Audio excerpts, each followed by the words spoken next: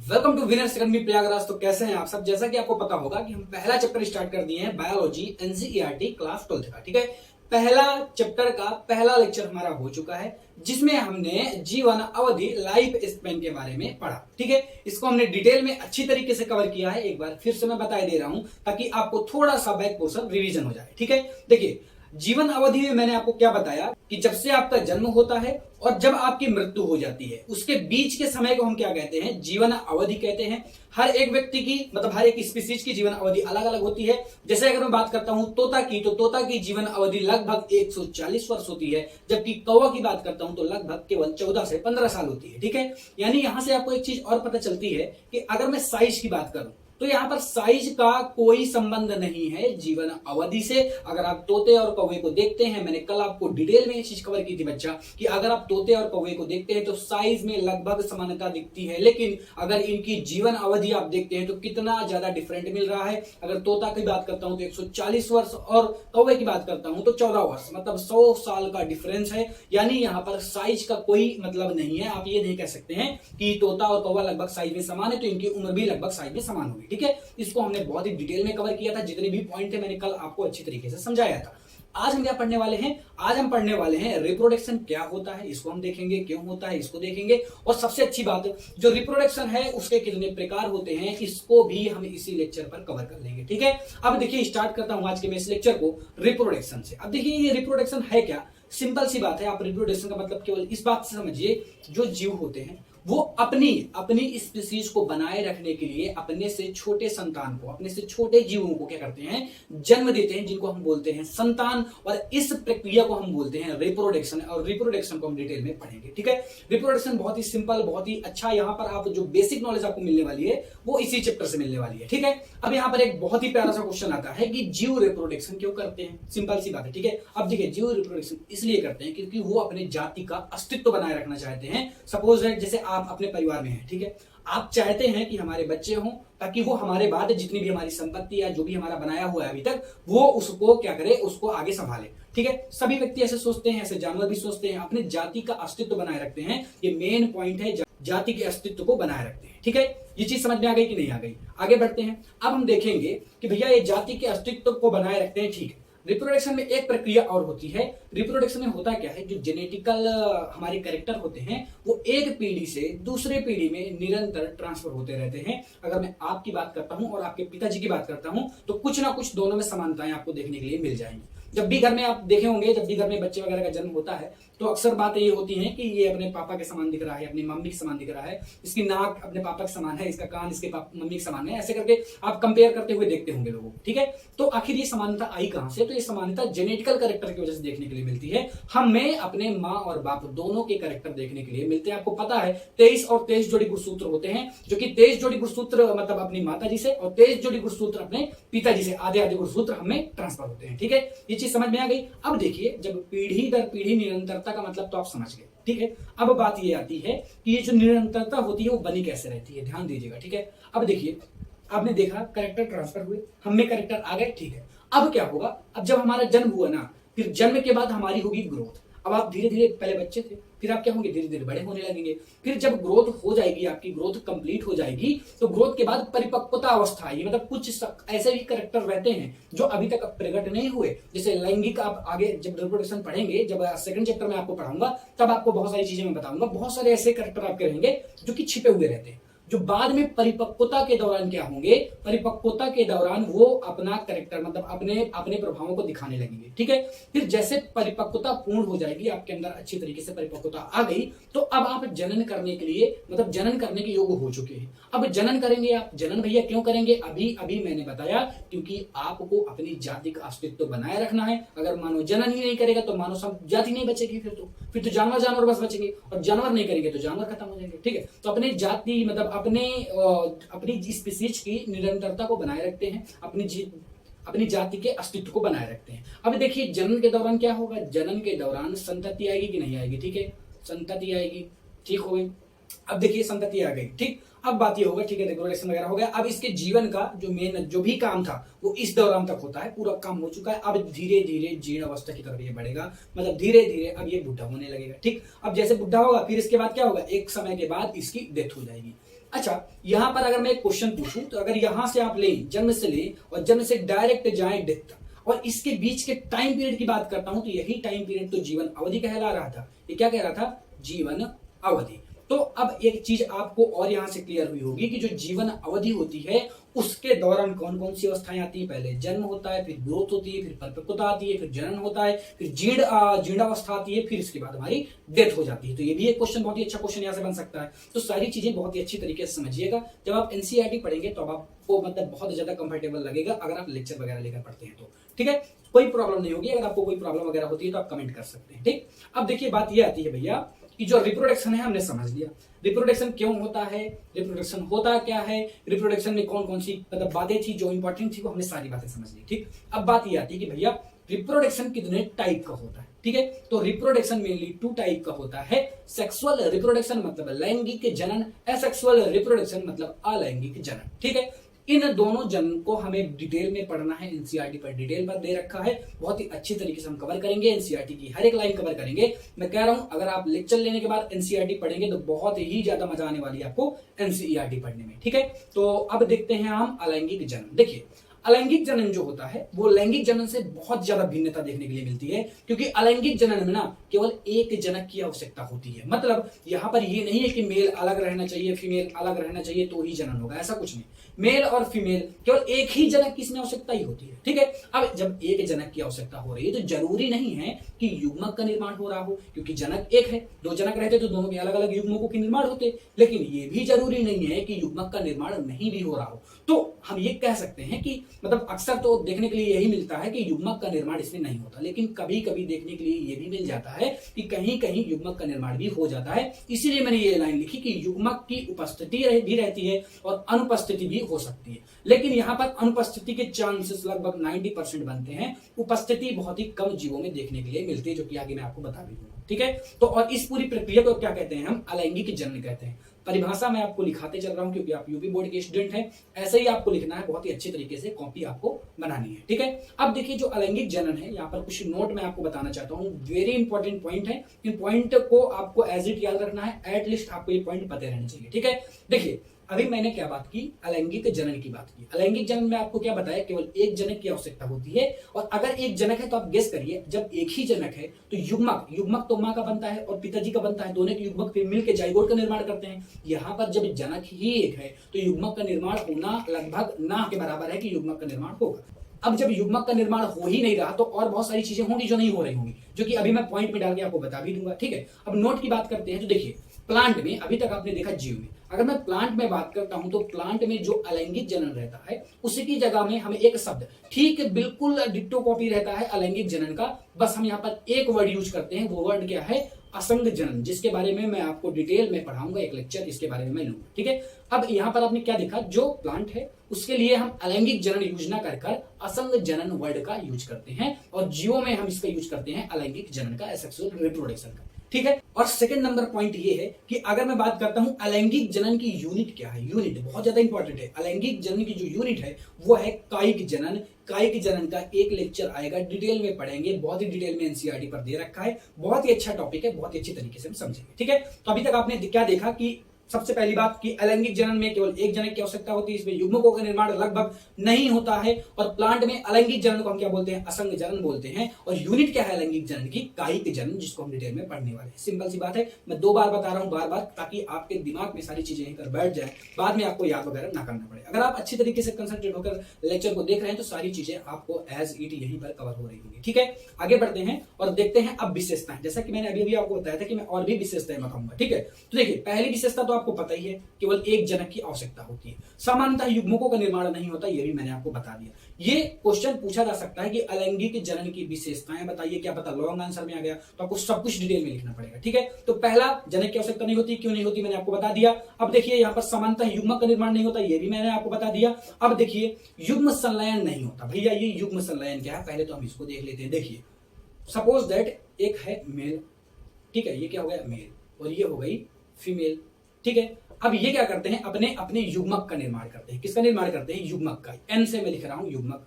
ठीक है, ये अपने अपने युग्मक का निर्माण करेंगे। फिर ये युग्मक जब मिलते हैं और 2n का निर्माण होता है तो इसको हम 2n को क्या बोलते हैं, जाइगोट बोलते हैं। और इस प्रक्रिया को हम क्या बोलते हैं, युग्म संलयन। युग्म संलयन मतलब युग्म मतलब युग्मक, संलयन मतलब मेल, युग्मकों का क्या हो रहा है, मेल हो रहा है। अब जब आपने यही देख लिया कि अलैंगिक जनन में युग्मक का निर्माण ही नहीं हो रहा था, तो अब अगर अलैंगिक जनन में युग्मक का निर्माण नहीं हो रहा तो युग्म संलयन की बात कहां से आ गई। यहां पर तो पहले बात तो एक जनक है, अगर एक जनक है तो युग्मक का निर्माण नहीं होगा, युग्मक का निर्माण नहीं होगा तो युग्म संलयन कैसे होगा, दोनों युग्मक बनेंगे कैसे जब युग्मक बनेगी नहीं। ठीक है, ये चीज यहां से समझ में शायद आ गई होगी। अब जब जनक एक ही है, मेल और फीमेल अलग अलग है ही नहीं, तो युग्मक भी नहीं बन रहे होंगे, और युग्मक नहीं बन रहे होंगे तो आगे की प्रक्रिया कैसे होगी, युग्म संलयन कैसे होगा, नहीं होगा, सिंपल सी बात। ठीक है, अब अगर मैं ये कहूं भैया अगर युग्म संलयन ही नहीं हुआ तो निषेचन क्यों होगा, सिंपल सी बात। ये यहां पर मैंने लिख दिया कि यहां पर निषेचन भी अनुपस्थित रहता है। क्यों रहता है भैया, क्योंकि यहां पर अगर युग्म संलयन ही नहीं हो रहा, जाइगोट ये 2n का निर्माण जो होता है वो निषेचन के जरिए होता है। अब जब 2n का निर्माण ही नहीं हुआ तो निषेचन क्यों होगा, नहीं होगा ना, क्योंकि जनक एक है। जब जनक एक है तो निषेचन किसके साथ होगा, सिंपल सी बात है, समझ में तो आ रहा है ना। कोई भी पॉइंट अगर आपको ना समझ में आए तो आप तुरंत कमेंट करिए कि भैया मुझको ये पॉइंट यहां से समझ में नहीं आया, मैं कल उस कमेंट को देखकर कल उस पॉइंट को समझाऊंगा, केवल आपके लिए। ठीक है, अब देखिए बढ़ते हैं विभाजन की तरफ। विभाजन कौन सा होता है भैया, समसूत्री विभाजन यहां पर देखने के लिए मिलता है। समसूत्री विभाजन क्या होता है, 2n सेल है। अब 2n सेल से 2n सेल का निर्माण होना ही समसूत्री विभाजन कहलाता है। मतलब यहां पर अर्धसूत्री विभाजन में क्या होता था, अर्धसूत्री विभाजन में 2n से n कोशिकाओं का निर्माण हो जाता है। ठीक है, ये क्या है, अर्धसूत्री विभाजन है। समसूत्री विभाजन यहां पर देखने के लिए मिलता है, 2n से 2n का निर्माण हो जाता है। मतलब अगर जनक 2n है, ये क्या है, मान लो जनक है, ठीक है, तो जनक से जब संतति इसकी बनेगी ना तो डायरेक्ट 2n फॉर्म में बन जाएगी, सिंपल सी बात है। कोई भी निषेचन और युग्म संलयन वगैरह देखने के लिए नहीं मिल रहा है। ठीक है, अब जो संतति होगी, अगर ऐसा हो रहा है भैया तो संतति एकदम जनक के समान होती है। क्यों जनक के समान होती है, अभी अभी तो मैंने आपको बताया कि यहाँ पर 2n से डायरेक्ट 2n का निर्माण हो रहा है, बीच में कुछ कोई प्रक्रिया नहीं हो रही, डिट्टो कॉपी ट्रांसफर हो रहा है, इसीलिए इसको हम बोलते हैं क्लोन। क्या बोल देते हैं बच्चा, क्लोन। यहाँ पर क्लोन वर्ड बहुत ज्यादा इंपॉर्टेंट है, बहुत ज्यादा इंपॉर्टेंट है क्लोन वर्ड। क्यों इंपॉर्टेंट है, क्योंकि यहां पर होता क्या है, अनुवांशिकी और ये कारकीय रूप से, अकारकीय रूप से एकदम जो उसकी संतान होगी वो अपने मतलब अपने जनकों के समान होती है। इसको मैं आपको समझाऊंगा आगे, आपको डिटेल में समझ में आ जाएगा। तो यहाँ पर क्लोन में एक क्वेश्चन आपसे पूछा जा सकता है कि भैया जो क्लोन होते हैं वो कौन से जनक के द्वारा बनते हैं, तो पहला क्वेश्चन अलैंगिक जनन के द्वारा बनते हैं। ठीक है, और जो क्लोन होते हैं उनमें अनुवांशिक और अकारकीय दोनों रूप अगर आप देखेंगे तो दोनों में एकदम समानता देखने के लिए मिलती है जनक के। मतलब मैं यहाँ पर ये कहना चाहता हूं, अभी मैं ये डायग्राम ऐसे बना रहा हूं, ये रियल डायग्राम नहीं है, ये अगर एक जनक है, ये क्या है, ये है जनक। ठीक है, ये जनक जब अपनी संतान को उत्पत्ति करेगा ना, अपनी संतान की उत्पत्ति करेगा तो एकदम अपनी संतान की जो उत्पत्ति करेगा एकदम अपने जैसा बनाएगा, डिट्टो कॉपी, सिंपल, मतलब एकदम कोई भी डिफरेंट देखने के लिए आपको नहीं मिलेगा, इसलिए हम इसको क्लोन बोल देते हैं। क्लोन का मतलब ये होता है एकदम कॉपी पेस्ट हो जाना। क्या हो जाना, एकदम कॉपी पेस्ट हो जाना। ये इसकी क्या है, ये इसकी संतान है। ठीक है, ये इसकी हो गई संतान। अगर ये एकदम भैया कॉपी पेस्ट हो रहा है तो हम यही तो कहेंगे ना, जो इसके जेनेटिकल लक्षण रहे होंगे वही इसके होंगे, जितना इसका आकार वगैरह रहा होगा, जैसा ये दिखता रहा होगा वैसे ये भी दिखेगा। तो वही तो पॉइंट कह रहा है कि आकारकी और अनुवांशिक रूप से दोनों में क्या देखने के लिए मिलती है, समानता देखने के लिए मिल जाती है, क्योंकि ये क्लोन है। ठीक है, क्लोन के बारे में आपको समझ में आ गया कि नहीं आ गया, आगे बढ़ते हैं। ठीक है, आगे देखते हैं। अब देखिए यहाँ पर एक क्वेश्चन आपसे पूछा जाएगा, बहुत ही अच्छा क्वेश्चन पूछा जाएगा। अलैंगिक जनन से उत्पन्न संतानों को हम क्लोन कहते हैं, इस बात को आपको क्या करना है, स्पष्ट करना है। ये वैसे तो आपका क्या है, होमवर्क है, ये क्या है, होमवर्क है, जिसको कल के लेक्चर में मैं कराऊंगा भी, सभी लोग इसको करके आएंगे। एक बार हो सके तो कमेंट कर दीजिए अगर आपको आंसर इसका आता है। ठीक है, इसको कल मैं डिटेल में करवाऊंगा, मैंने अभी आपको बता दिया। ठीक है, पूरा कॉन्सेप्ट मैंने अभी आपको समझा रखा है, केवल इसका आंसर आपको अपनी लैंग्वेज में लिखना है। ठीक है, सारी चीजें मैंने क्लोन के बारे में आपको बता दी है। ठीक, जो भी बंदा सीरियस होकर क्लास को ले रहा है, अच्छे तरीके से देख रहा है, वो इस क्वेश्चन को जरूर करेगा और इसका आंसर जरूर लिखेगा। ठीक है, हो सके तो कमेंट में भी आप लिख सकते हैं। आगे बढ़ते हैं और अब हम देखते हैं अलैंगिक जनन के प्रकार, असेक्सुअल रिप्रोडक्शन के टाइप। ठीक है, इनके भी कई प्रकार होते हैं। यहाँ पर हम ये कह सकते हैं जो अलैंगिक जनन होता है वो भिन्न भिन्न तरीकों से हो सकता है। कौन कौन से तरीके हो सकते हैं, अब देखिए, ये विखंडन द्वारा भी हो सकता है, ये पुनरुत्भवन द्वारा भी हो सकता है, बीजांडु जनन द्वारा हो सकता है, मुकुलन द्वारा हो सकता है और खंडी भवन द्वारा भी हो सकता है। अब भैया ये होता क्या है, ये तो बता दीजिए हमें कि विखंडन क्या है, पुनरुत्भवन क्या है, बीजांडु भवन क्या है, बीजांडु जनन क्या है, मुकुलन क्या है, खंडीभवन क्या है, तो मैं सारी चीजें आपको बताऊंगा, डायग्राम से एक एक चीजें क्लियर करूंगा आपको, एकदम से सारी चीजें आपके दिमाग में यहीं पर बैठ जाएंगी। ठीक है, तो हम स्टार्टिंग करते हैं विखंडन से। विखंडन क्या होता है, देखिए विखंडन में क्या रहता है, जनक कोशिकाएं दो या दो से अधिक भागों में बंट जाती हैं और प्रत्येक भाग एक संतान का निर्माण कर देता है। होता कैसे, एग्जाम्पल की हम बाद में बात करेंगे। देखिए एक एग्जाम्पल मैं ले रहा हूं, कौन सा, अमीबा। ये जो डायग्राम आपको दिख रहा होगा वो अमीबा का डायग्राम दिख रहा है। अब देखिएगा विखंडन कैसे हुआ, ध्यान दीजिएगा। यहाँ पर ये जो ब्लैक कलर का दिख रहा है ये क्या है, न्यूक्लियस है, आपको न्यूक्लियस देखना है। ये जो थोड़ा थोड़ा डॉट डॉट दिख रहा होगा ये क्या है, साइटोप्लाज्म। ठीक है, इन दो चीजों पर बहुत ही अच्छी तरीके से गौर कीजिएगा। अब देखिए होगा क्या, जो अमीबा रहता है ना, पहले उसका जो न्यूक्लियस है वो थोड़ा सा क्या होने लगता है, अलग होने लगता है। अब जब न्यूक्लियस अलग होगा, यहाँ पर ग्रोथ होती है पहले, ठीक है, यहाँ पर ग्रोथ होती है। अब ग्रोथ होती है जिसके कारण क्या होता है, न्यूक्लियस अलग होने लगता है। अब न्यूक्लियस अलग होने लगता है, धीरे धीरे न्यूक्लियस अलग होकर दो पार्टों में विभाजित हो जाता है।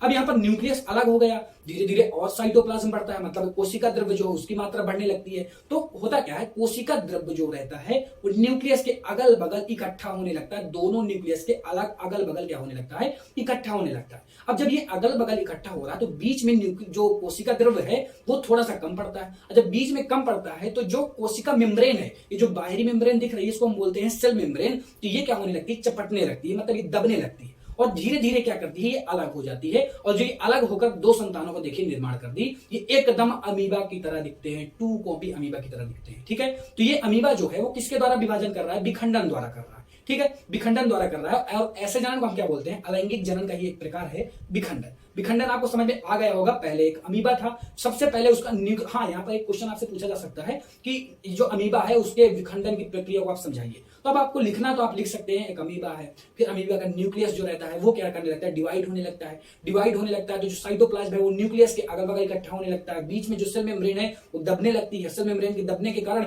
होता क्या है, ये दो पार्टों में विभाजित हो जाती है और दोनों इसका क्या करती है, संतान का निर्माण कर देती है। ठीक है, इसके और भी एग्जाम्पल है, प्लाज्मोडियम हो गया, यूग्लिना हो गया, प्रोटोजोआ हो गया, पैरामीशियम हो गया, ये सब किसके एग्जाम्पल हो जाते हैं, ये सब एग्जाम्पल हो जाते हैं विखंडन के। और ये देखने के लिए मिलता किस पर है, प्रोटिस्टा जगत पर देखने के लिए मिलता है। प्रोटिस्टा जगत के किस पर, यूकैरियोटिक पर। यहां पर ध्यान दीजिएगा, प्रोटिस्टा जगत के यूकैरियोटिक जीव पर देखने के लिए मिलेगा और मोनेरा जगत के प्रोकैरियोटिक जीव पर देखने के लिए मिलेगा।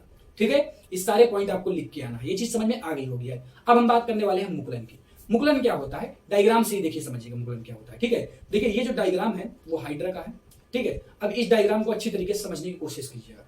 यहां पर होगा क्या, देखिए पहले यहां पर कुछ नहीं देखने के लिए मिल रहा है, यहां पर कुछ देखने के लिए मिल रहा है, सिंपल सा हाइड्रा है। ठीक है, फिर धीरे धीरे एक आपको ये बट आपको देखने के लिए मिलेगा, धीरे धीरे कुछ एक संरचना है जो उभर रही है। ठीक है, अब इस संरचना उभरते उभरते कुछ ऐसा न्यू हाइड्रा, कुछ ऐसे हाइड्रा के समान ही उभरने लगी, दिखने लगी। फिर होगा क्या, ये कट के गिर जाती है। ये यहां पर अगर आप देखेंगे तो ये अब कट के क्या हो चुकी है, गिर चुकी है। और कट के गिरने के बाद ये एक नए हाइड्रा का निर्माण कर देती है, मतलब इसके संतान का निर्माण ऐसे होता है। पहले सिंपल सा हाइड्रा था, उस पर एक अतिवृद्धि होने लगी, अतिवृद्धि होने लगी, फिर इसके बाद बिल्कुल एकदम हाइड्रा के समान दिखने लगा, फिर वो कट के गिर गया और उसकी संतान का निर्माण कर दिया। ये इसकी क्या है, ये इसकी संतान हो जाती है। क्या बच्चा इसकी, ये इसकी संतान हो जाती है। ये चीज समझ में आ रही है कि नहीं आ रही है, सिंपल सी बात है, बहुत ही सिंपल तरीके से मैं आपको समझाने की कोशिश कर रहा हूं। ठीक है, ये इसके एग्जांपल और क्या है, इसके एग्जांपल है ईस्ट और हाइड्रा में मुकुलन विधि द्वारा अलैंगिक जन्म देखने के लिए मिलता है। होता क्या है, इसमें शरीर पर एक छोटी सी अतिवृद्धि का निर्माण हो जाता है और ये जो छोटी सी अतिवृद्धि है इसको हम बोलते हैं क्या है, इसको हम बोलते हैं मुकुल या कलिका। क्या बोलते हैं, मुकुल या कलिका बोलते हैं। और यही मुकुल या कलिका आगे चलकर संतान का निर्माण कर देते हैं। और इस संतान का निर्माण कब होगा, जब ये कट कर गिर जाती है, कट कर गिर जाती है। ठीक है, ठीक है, सारी चीज समझ में आ गई, मुकुल वगैरह समझ में आ गया। अब आगे बढ़ते हैं नेक्स्ट टाइप में, बीजांडु जनन क्या होता है। अब देखिए बीजांडु जनन सिंपल है, देखिए जितने भी वर्ड है उसी से सारी चीजें क्लियर हो रही हैं। बीजांडु जनन मतलब बीजांडु द्वारा जनन, बीजांडु द्वारा जनन। देखिए कुछ शैवाल और कवक ऐसे पाए जाते हैं जो विशिष्ट गोलाकार अलैंगिक संरचनाओं द्वारा जनन करते हैं। और ये विशिष्ट गोलाकार अलैंगिक संरचनाएं जो होती हैं उनको हम क्या बोलते हैं, उनको हम बोलते हैं बीजांड। ठीक है, ये जो बीजांड होते हैं ये सूक्ष्म होते हैं, एक कोशिकीय होते हैं और एक केंद्रक पतली झिल्ली से क्या रहते हैं, घिरे रहते हैं। अगर आप इस डायग्राम में देखेंगे, ध्यान दीजिएगा इस डायग्राम को, जो ऊपर वाली मेम्ब्रेन आपको दिख रही है स्पोरेंजियम, ये ऊपर वाली मेम्ब्रेन क्या होती है, स्पोरेंजियम हटती है, और जब हटती है तो इसमें बहुत छोटे छोटे छोटे छोटे बीजांड भरे हुए, बहुत सारे बीजांड इसमें भरे हुए, तो ये सारे बीजांड क्या होते हैं, गिरने लगते हैं, और ये सारे बीजांड संतान का निर्माण कर सकते हैं। इसका एग्जाम्पल है पेनिसिलियम की कोनिडिया, बेस्ट एग्जाम्पल है। एक ही एग्जाम्पल एनसीईआरटी पर आपके दे रखा है, जितने भी एग्जाम्पल एनसीईआरटी पर दे रखे हो तो मैं आपको बताता चला ही जा रहा हूं, ठीक है। देखिए तो यहां पर हुआ क्या, आपने देखा जो स्पोरेंजियम थी, वो जो ऊपर वाली मेम्ब्रेन थी वो हट गई, जैसे वो हटी तो जो बीजांड थे अब वो अलग होने लगे, और जो बीजांड अलग होने लगे, ये जो बीजांड है ना, प्रत्येक बीजांड एक संतान का निर्माण कर देता है। इसी जनन को हम बोलते हैं अलैंगिक जनन का बीजांडु जनन, ठीक है। ये चीज बहुत ही सिंपल चीजें हैं, इनमें कुछ समझाने वाली बात नहीं, तब भी मैं आपको डिटेल में समझा रहा हूं ताकि सारी चीजें यहीं पर आपको रट जाए। देखने के लिए किसमें मिलता है, शैवाल और कवकों में कुछ देखने के लिए, शैवाल और कवकों के कुछ प्रजातियों में देखने के लिए मिलता है, ठीक है। आगे बढ़ते हैं और बात करते हैं पुनरोध भवन की। अब पुनरोध भवन में क्या होता है, देखिए इनके अंतर्गत ऐसे प्राणी आते हैं जो एक या एक से अधिक भागों में विभाजित हो जाते हैं और उनके प्रत्येक भाग एक संतान का निर्माण कर देते हैं। एग्जाम्पल है प्लेनेरिया, स्पंज, अमीबा और हाइड्रा। हाँ भैया अमीबा भी आ गए यहाँ पर, अभी तो आपने अमीबा को बताया था, दूसरा कुछ था। तो देखिए कई तरीके से अमीबा अपना जन्म करता है, यहाँ पर पुनरोध भवन द्वारा और विखंडन द्वारा मेनली अमीबा क्या करता है, अपना जन्म करता है। ध्यान दीजिएगा यहाँ पर ये आपको प्लेनेरिया दिख रहा है, क्या दिख रहा है, प्लेनेरिया दिख रहा है। ये कुछ ऐसा जीव दिख रहा है कि नहीं दिख रहा, ठीक है। अब अगर आप देखेंगे तो ये 3 पार्टों में यहां से क्या हुआ, 3 पार्टों में डिवाइड हो गया। अब ये जो तीनों पार्ट है ना, आगे चल के आप देखिए धीरे धीरे अपने अपने स्ट्रक्चर पर आ रहे हैं, ठीक। और फिर इसके बाद ये एकदम फिर से प्लेनेरिया की तरह दिखने लगे। अजब गजब सी बात है इसमें तो, पहले एक प्लेनेरिया था, अब वो 3 पार्टों में कट गया और उसके तीनों पार्ट फिर से प्लेनेरिया जैसे दिखने लगे, ठीक है। मतलब यहाँ पर आप ये चीज कह सकते हैं कि यार एकदम संतान की तरफ जो क्लोन है वो यहाँ पर आपको देखने के लिए मिल भी रहा होगा, ठीक है। ये किस पर देखने के लिए मिला, ये भी अलैंगिक जनन का एक प्रकार है जिसको हम बोलते हैं पुनरोध भवन। पुनरोध भवन में आपने क्या देखा, प्लेनेरिया था, पहले वो कट गया और जितने उसके पार्ट थे वो अलग अलग एक एक संतान का निर्माण कर दिए, और ये तीनों क्या हो गई, तीनों इसकी क्या है, संतानें हैं। क्या है, संतानें हैं, ठीक है। क्या हम इसको क्लोन कहेंगे क्या भैया, इसको हम क्लोन कहेंगे क्या, बिल्कुल भैया क्लोन कहेंगे। क्यों नहीं क्लोन कहेंगे, क्योंकि ये एकदम, अगर आप इसको देखिए और इसको देखिए, इसको मैं 1 नंबर कह रहा हूं, इसको मैं 2 नंबर कह रहा हूं, 1 और 2 नंबर को देखिए, क्या कुछ डिफरेंट देखने के लिए मिल रहा है, कुछ डिफरेंट देखने के लिए मिल रहा है, एकदम डिक्टो कॉपी है, ठीक है। तो इसीलिए तो हम इनको क्लोन बोल देते हैं। क्लोन का आपको मतलब भी समझ में आ गया होगा, ठीक है। इनमें कोई परिवर्तन वगैरह नहीं हो रहा है, कुछ स्पेशल वगैरह नहीं हो रहा है, केवल देखिए कटा और नया संतान का निर्माण हो गया। अब अमीबा भैया इससे कैसे करता है, मैं फिर से एक बनाता हूं अमीबा। अमीबा कैसा भी हो सकता है, ठीक है। ये मैंने क्या बना दिया, अमीबा बना दिया। अब सपोज दैट ये जो अमीबा है यहां से कट गया, ठीक है। ये जो अमीबा है यहां से क्या हुआ, कट गया, ये है अमीबा का एक पार्ट, ठीक है। अब ये एक अमीबा का पार्ट भले है, लेकिन ये आगे चलकर फिर से क्या करेगा, आगे चलकर ये फिर से एक अमीबा का निर्माण कर देगा, सेम एज ऐसे। मतलब एक पार्ट अमीबा का था, उसने फिर से अमीबा का निर्माण कर दिया, और इस बार जिसका निर्माण हुआ उसको हम क्या बोल देंगे, संतान बोल देंगे, ठीक है, संतान बोल देंगे। अब देखिए संतान और जनक एक ही जैसे दिखते हैं, इसलिए हम इनको क्लोन बोलते हैं। फिर से मैं एक चीज बता रहा हूं, क्लोन वर्ड यहाँ पर सबसे ज्यादा इंपॉर्टेंट था अभी तक में, ठीक है। सारी चीजें आपको अच्छी तरीके से समझ में आ गई होंगी। तो आज का लेक्चर यहीं तक रहेगा। कल हम देखने वाले हैं लैंगिक जनन। क्या देखने वाले हैं, लैंगिक जनन, ठीक है। लैंगिक जनन को कल हम डिटेल में कवर करेंगे अच्छी तरीके से। आज हमने अलैंगिक जनन को डिटेल में कवर कर लिया, ठीक है। और क्या पता कल अलैंगिक जनन भी हो सकता है, या तो फिर मैं कायिक जनन भी स्टार्ट कर सकता हूं। क्या स्टार्ट कर सकता हूं, कायिक जनन, ठीक है। जैसा भी होगा वो तो आपको कल देखने के लिए मिल जाएगा, ठीक है। Thank you so much for watching, ta ta bye bye. कुछ भी अगर प्रॉब्लम हो तो आप कमेंट करिए, कल आपको इसका सोल्यूशन मिल जाएगा, ठीक है। Thank you.